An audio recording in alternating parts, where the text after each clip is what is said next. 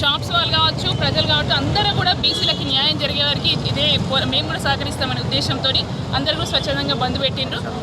వాస్తవానికి ఒక కాంగ్రెస్ పార్టీ ఇన్ఛార్జ్గా కాకుండా గద్వాల్కి ఒక బీసీ బిడ్డగా ఈరోజు ఏ ప్రభుత్వం కూడా తీసుకొని నిర్ణయం కాంగ్రెస్ ప్రభుత్వం తీసుకుంది.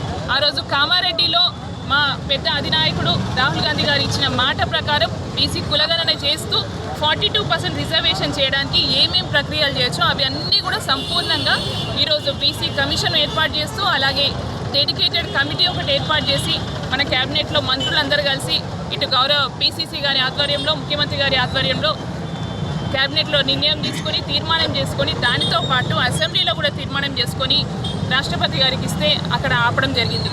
ఈరోజు అంటే తెలంగాణలో బీసీ బిడ్డలపైన చూస్తున్న వివక్ష అనేది ఈరోజు మనకి బీజేపీ ప్రభుత్వం చేస్తుంది చాలా స్పష్టంగా కనబడుతుంది.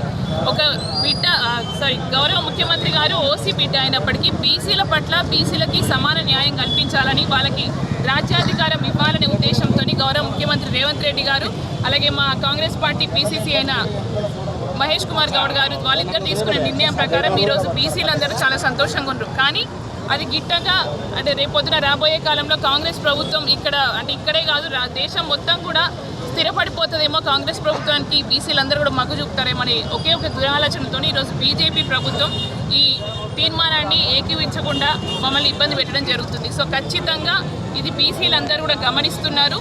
ఈరోజు దేశం మొత్తం కూడా తెలంగాణ వైపు తిరిగి చూస్తుంది. ముఖ్యమంత్రి గారు కులగణన ఎట్లా చేయించారు, బీసీ కులగణన అనేది ఒక చారిత్రక ఘట్టం అయింది. ఈరోజు ఎక్కడ ఏ రాష్ట్రం కూడా తీసుకొని నిర్ణయం ముఖ్యమంత్రి రేవంత్ రెడ్డి గారు ఒక ఓసీ బిడ్డ కూడా తీసుకుంటే ఒక్కసారి ఆలోచించాల్సిన అవసరం ప్రజలందరికీ ఉంది.